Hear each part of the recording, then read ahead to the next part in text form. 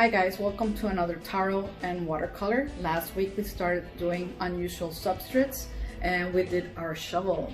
It was done with Watercolor Ground from Core. It was, this is a hot press texture. Hot press is very smooth. This week we are gonna be doing Watercolor Cold Press, which is a very rough texture. So I'm gonna continue doing our reading so we can do later our demonstration.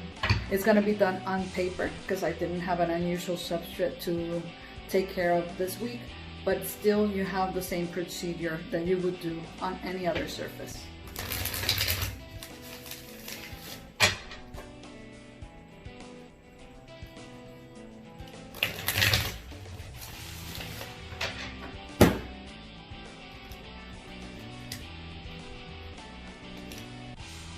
Okay, seems like the situations keep trying to tell us that we are not succeeding and they want to keep us down, but in truth, we actually have the knowledge to get out of that situation. So it's not that we are not in control, we are in control.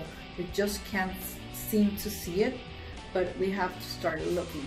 Because we always have the control. We are the ones that shuffle the cards. So the ones that shuffle the cards are the ones in control.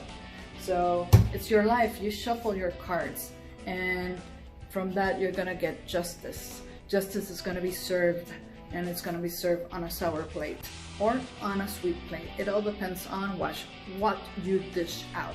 It all depends on who you are and how you are and what you do. If you're a good person, you get good things in return. If you're a bad person, you get bad things in return. That's how the system works. That's what everybody calls karma, but it's actually dharma. Dharma means what we actually do, how we disinvolve ourselves on our daily living. So dharma, it's kind of a justice. Whatever you do comes back to you. It doesn't matter how many times it will come back. In this life, next life, it's gonna be in this life. It always comes back in this life. So everything that you wanted, it's in your power. You're gonna get it. It's yours, and you're gonna sit on that high throne, and you're gonna earn it well, spend it well, and have a happy life about it. But you're the one that shuffles the card. No one else does that for you. So you are the one in control, not the other person. Make sure that your decisions are wise and move forward. Don't let that person dictate who you are. So I'm starting to do my paper with the cold press watercolor ground, and I want a smooth surface. I already did half of it, and I wanted to show because I did another paper and I didn't do it with a spatula, and it was a little bit more porous and the way it ended up in the paper, and I like it very much. There's many ways to use it, and it's really working as it grinds into the paper. I am kind of excited because this allows me to use one piece of paper in many ways when I'm working. It also allows me to work on different surfaces. So I'm basically now just explaining the ways it can be done.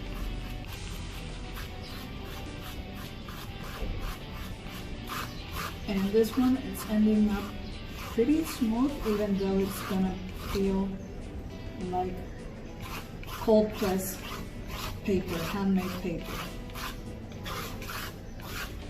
As you can see, because I'm pretty sure you can see the shadows that it's creating when I scrape it, and that's due to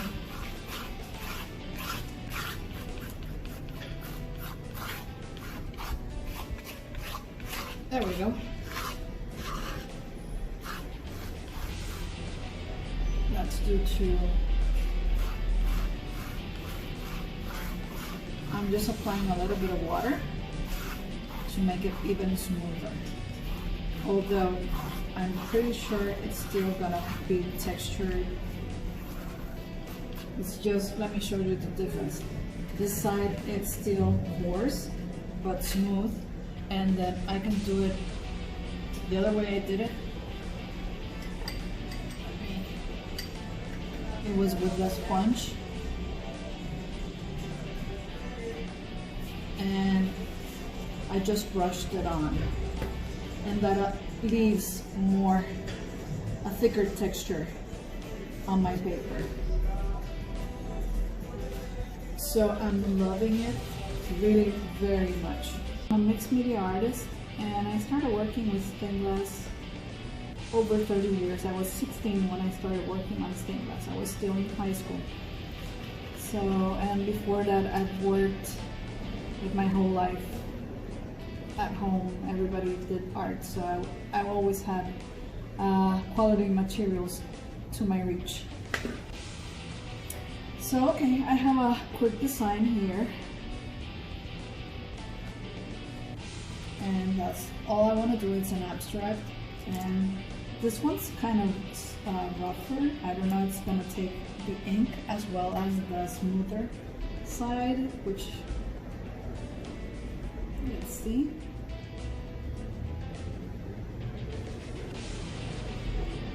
It's a little bit different to paint on it.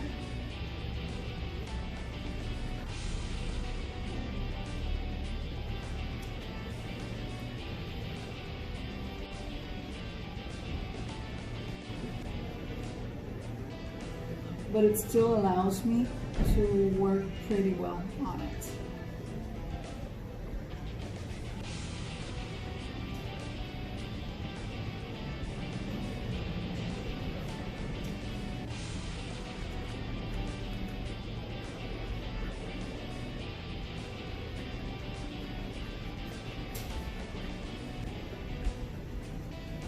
Okay, so that's it for the ink part of my design. Well, I always say that's it and keep doing something else, but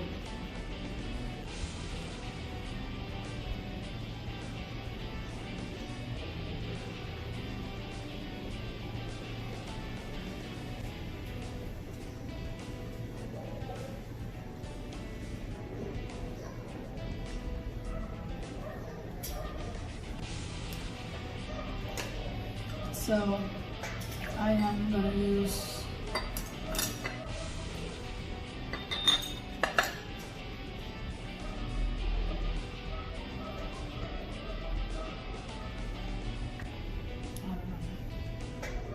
I'm going to wet my paper. I just want to see how much I can wet it before it becomes too much water,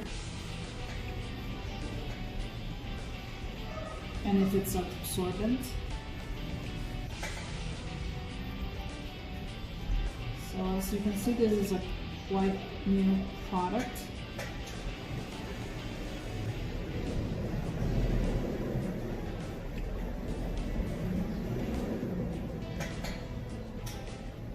And I'm gonna use cobalt turquoise, turquoise, and I love how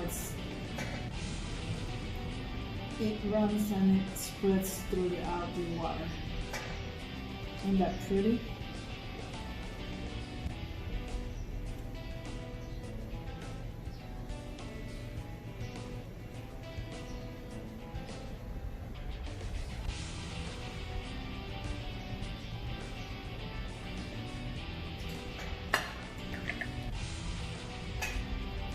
See, I think I'm gonna use, I need to apply more of my pyro.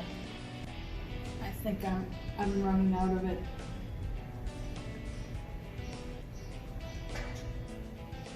It's no problem, I'll use tin buff.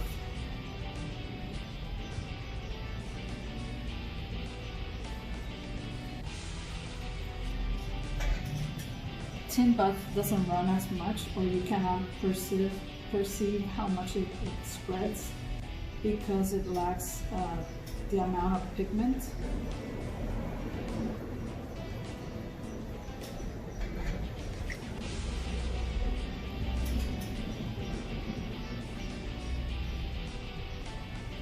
I'm using green gold.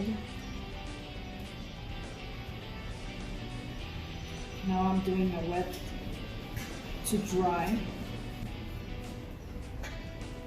And I'm gonna see how much I can spread it with water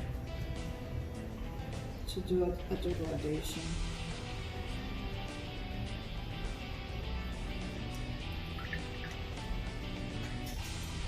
And what I'm doing here is basically just testing it out. I'm not doing a special design or anything because at the moment it wouldn't make sense.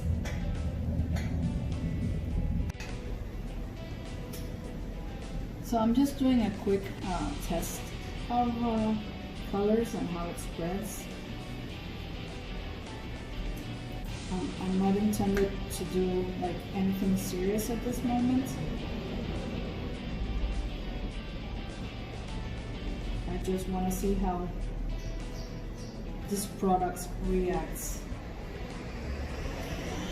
So it's going to end up being raised above the paper, which is very nice. It gives you like a nice coat above the paper, and I'll show you in a second. I'm just waiting for it to dry a little.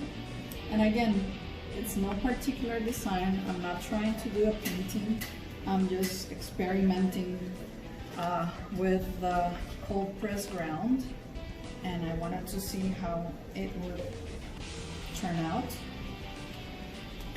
This one was applied with the sponge brush. This one was applied with a palette knife, and they ended up being two products in one, because then you have the coarse, very rough texture, and then you have the smoother, soft, coarse texture, because it's not going to be like it's not going to be hot press paper. I don't know why I'm having problems with that word. Hot press.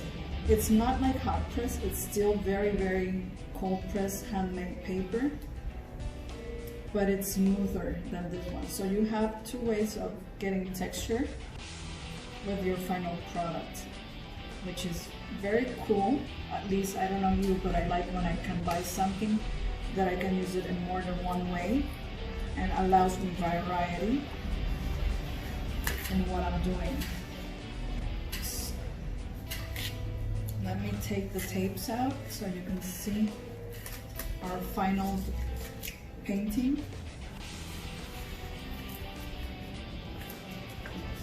And I don't know if you can actually appreciate the thickness on the paper from the product. I don't think you can. And this is how it ended up being.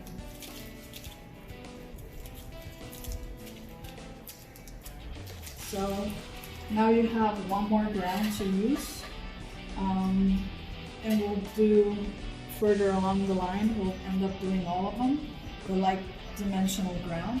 And I'm just doing a base so you know how to work them or how to use them before you actually get into the work with them.